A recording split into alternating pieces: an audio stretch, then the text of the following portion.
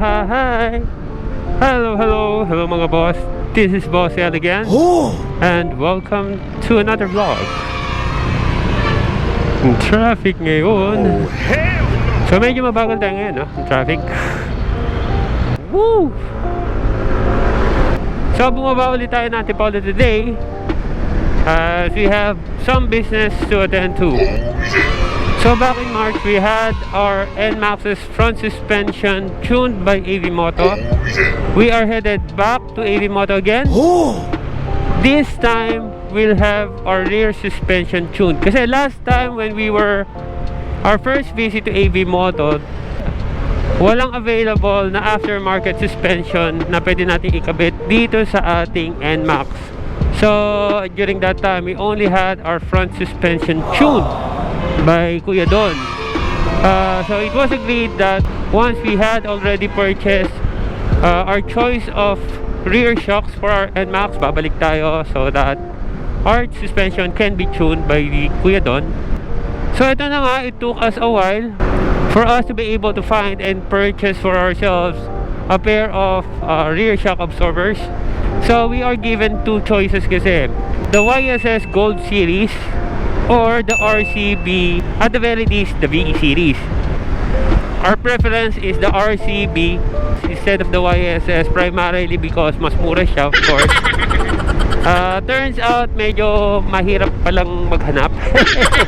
So it took us a few months, March, April, May. So it took us about almost 3 months before we could actually find a seller who has stock nung hinahanap natin. It is a premium black version. Wow naman! Actually, every time na nag-inquire tayo, it is always out of stock. Luckily, one seller that I inquired from before messaged us yesterday na magkakaroon siya ng available today. Kung gusto ko daw, kunin ko. Kasi the stock, madaling maubos siya eh. We agreed on a meet up today dito sa Katipunan. Then, after that, I'll go immediately dun sa AV Moto for it to be installed and tuned properly. Alright? So yun, we're on our way to Shell Katipunan. I'll talk to you again when we reach Shell. Alright? So mga boss, dito si seller. Anong pangalan niya, sir? Nga pala si Bong. Bong. So sa kanya natin nakakuha yung ating RCB na for almost 3 months na natin hinahanap. So hanapin nyo na lang siya sa Facebook. Bong Alicer po. Taga-ACP. May taga-ACP. Valenzuela. Oh, shoutout kay Boss FBH. Okay. May ano ulit, diretso tayo kay EV Tuning. Gearing up, we're heading to AV Moto. Nauna na yung seller, si Bong. So shoutout to Sir Bong. Huwag sanang umulan, it's getting dark. Okay, UP na tayo. Medyo maraming sasakyan. Kakaiba. Woo! Traffic ah. Alright, Commonwealth Gaming. Here we go. Woohoo! Yes, let's go. Alright guys, so let's discuss why do we even need to change the rear shock absorbers. Well, with the stock shock absorbers of NMAX, it is known to be very stiff, masyadong matalbog. On asphalt road like this one, walang kaproblema, pero on cemented roads, yung maraming hiwa, napakatalbog siya at sakit sa katawan. One time, when we joined the Calabar Zone Endurance Challenge, we're in Camarines Norte. Talbog. Shit. Aray. Shit. The road leading to Tagkawayan, Quezon, cemented road siya all the way, and napakatalbog. Yun na ata yung pinakamatalbog na kalsada na nadaanan natin in our entire life. So after that, sobrang sakit ng katawan natin. We want to lessen that and smoothen the ride of NMAX without sacrificing the capability of this bike to carry a back ride. Kasi with most aftermarket shock absorbers, yung flexibility niya to adjust or to tune the suspension, halos wala. It's either you stick with a very soft setting or hard setting still.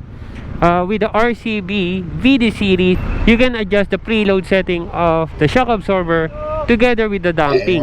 Yung VE series lang talaga ang habol natin originally. With the VE series, you can adjust the preload setting but you don't have any capability to adjust the damping. But with the VD series, you can adjust both. You have full adjustability. Hindi natin talaga preference yun because of the cost. But then again, since wala namang available na, so kinuha na rin natin. Anyways, it is still good for us, right? Going back, RCB would provide you a better tuning of your shocks because what we want to happen in this NMAX is to get a softer play so that it could absorb the bumps of the roads para hindi masyado matagtag. But at the same time, it can still carry the load of 2 riders. So ika nga, pwede pa rin siya with a back ride. So ang gagawin natin, papa-adjust natin kay Kuya Don of AV Moto. Yung settings niya would be soft, but the preload setting would be able to carry the weight of 2 people. I don't know how that can be done. Let's see and let's ask Kuya Don for that particular setting, if possible. Alright? And here we are.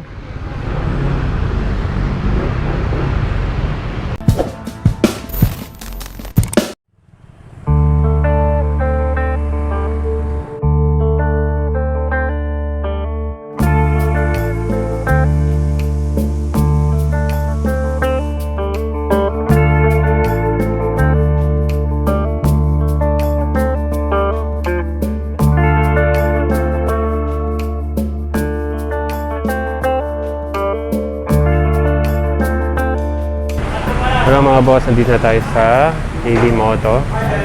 So yun na, sinisimulan na yung atin. Ang bilis. Ina-expect ko marami pang ibang ayusin kasi dumating tayo, may mga ibang nakalinya na. Pero, what do you know? Sinisimulan na yun sa atin. Alright.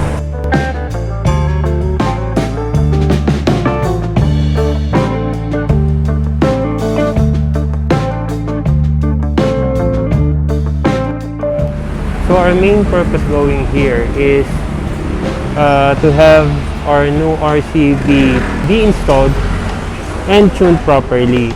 So we had a preliminary talk with Kuya Don of AV Moto to explain to us anong klaseng setup ang gagawin natin.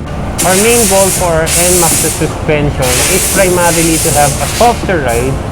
Kasi right now, it is too stiff, masyadong matalbog, masakit sa katawan on long rides. But still, stiff enough to carry a back ride. I-explain sa atin ni Kuya Don how that can be made possible. Anyway, I don't want to appear too technical. All the technical explanations as to the details of the suspension setup, I'll refer you to the video of Sir Mel here. Napakaganda ng explanation niya on the suspension setup. What we are interested in is the setup that is applicable to our situation or at least for our preference. Yun ang pagtutuunan natin ng pansin ngayon, how that can be made. So, Kuya Don, our preference is basically softer ride but still able to get to people. So, what can you suggest considering there are 2 springs dito sa RCB? Okay. So, yung default mo, yung nakalagay out of the box, ang unit ng measurement ng tigas, 50 pounds per inch. So, ibig sabihin, lulubog ng 1 inch itong shock na to upon applying our load or weight na 50 pounds. So, based on our experience, itong tigas na to, bagay lang siya dun sa mga heavier riders. Let's say, 90 kilos and up.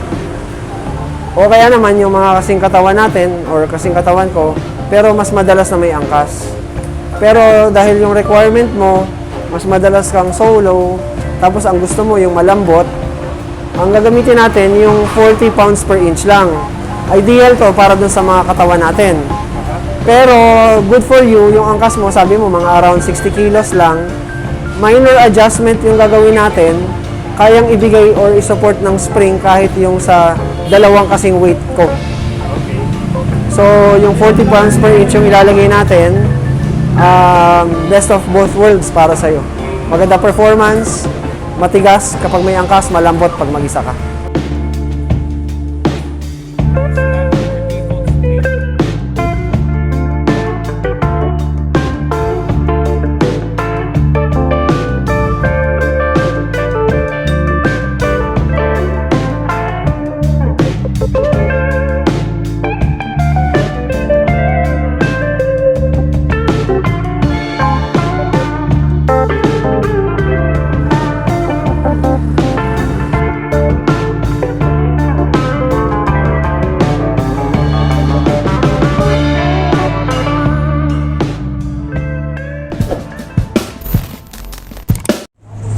So the first one that needs to be adjusted is the preload setting for the spring. First and foremost, sa adjustment ng rear shock na fully adjustable, ang lagi nating iunahin is yung spring preload. Kasi yan yung nagsaset kung gaano katigas yung magiging spring mo eh. Ano ba yung nahabol natin sa preload setting? Yung pag-adjust ng preload, ito yung nagbibigay ng lambot at saka tigas dun sa shock mo. Paano mo malalaman kung tama na yung tigas at saka lambot? Nakadepende yan sa rider sag. Yung rider sag meaning, ilang percent nung available travel yung mawawala kapag inupuan mo na yung motor. Ayan yung lubog. Yung lubog, tama. So, kapag masyadong maliit yung lubog, matigas. Masyado naman malaki yung lubog, malambot, titigas yung feeling kasi yung play naubos na. So, ngayong na-adjust na siya ni Max, kailangan natin na upuan mo naman siya. Kung nakikita mo yung gold na portion ng shaft, 3 inches yan eh. So, through approximation, makikita mo naman kung nag 1 inch ba siya, nangalahati ba siya, or naubos, or X% yung nawala. Ano ang advisable or recommended sag for our weight? Normally, ang range niya nasa mga 30 to 45% eh. Yun yung ginagawa namin. With our case, at kung magsasakay ako ng bus ride from time to time, Para sa'yo, ang gusto naming ma-achieve is bigyan ka ng 25% rider sag. Para pag may umangka sa'yo, bumaba man siya ng, let's say, maximum 45%, okay pa. hindi na sasayad. Oo, pag mag-isa ka, may konting-konting tigas, but okay. Pag nag-endurance ka nga, perfect na yun eh. Okay. Pag nag-angkas ka, hindi rin excessive yung sag. Kayang-kaya kayo. So, gigitnaan na lang natin. Sabi mo nga, swerte ka, magaan yung angkas mo. Okay, sige. Ilang percent na max?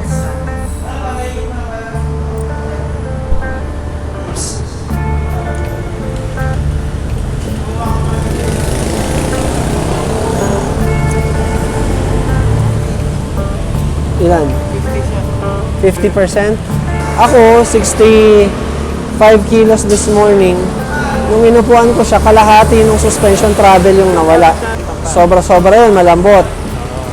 Kaya sabi ko sa'yo, ideal to pag sa magagaan eh. Ngayon, ginagawa niya, tinitigasan niya ng konti para pag upo ko, 25% lang. Bali, nag-a-add ka ng tension sa spring. Sabi ko nga, okay na yon. Kahit mag-endurance ka, ideal yon. Sa damping, i-adjust na namin siya na okay pag mag-isa ka, okay pag dalawa kayo. So, yung adjustment magiging optional na lang.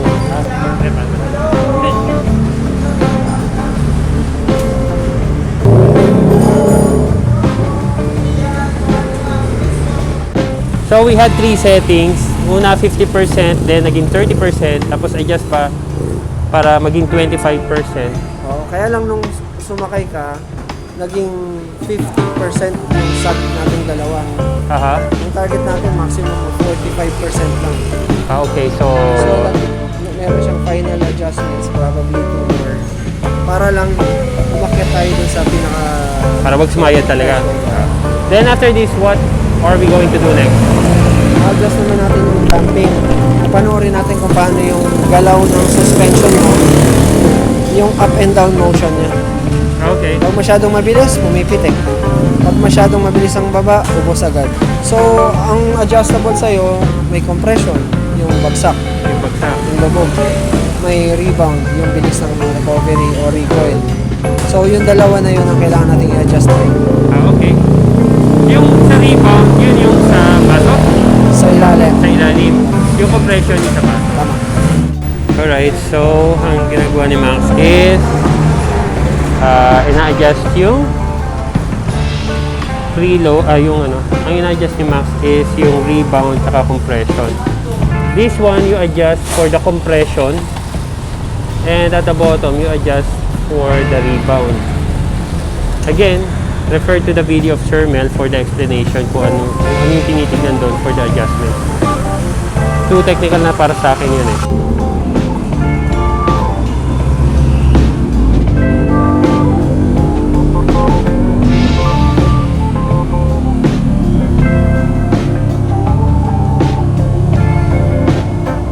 As per the video kay Sir Mel, the compression of the front and the rear at least should match.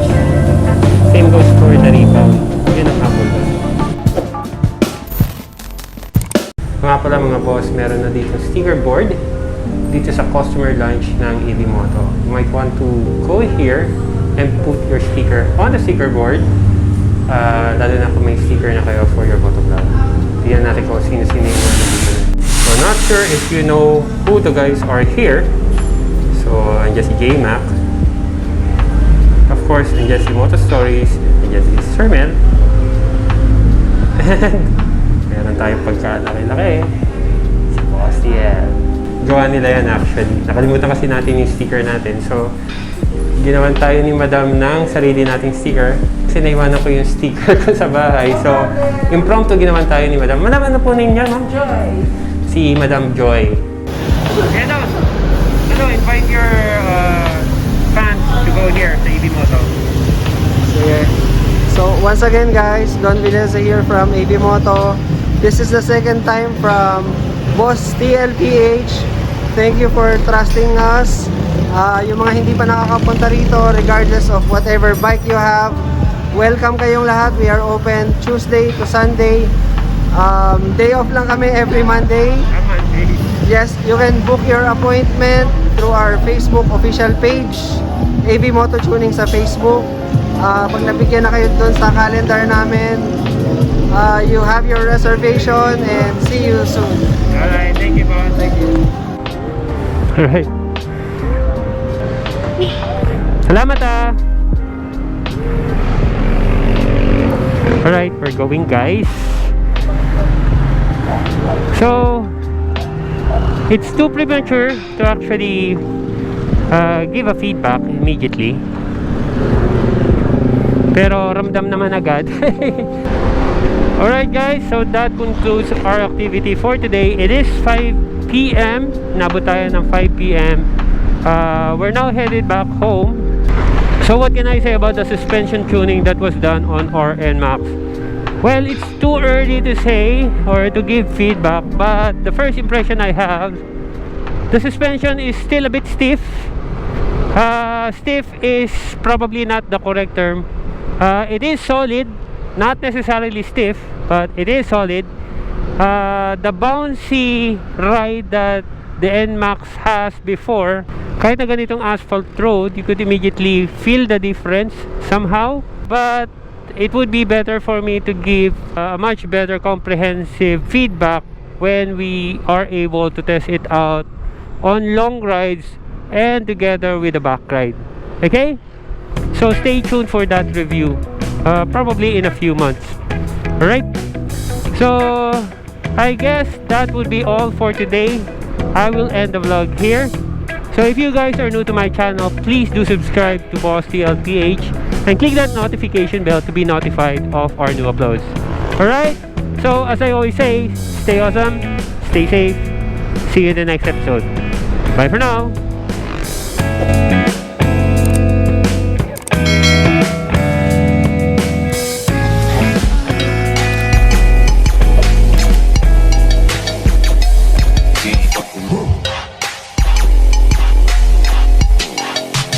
Being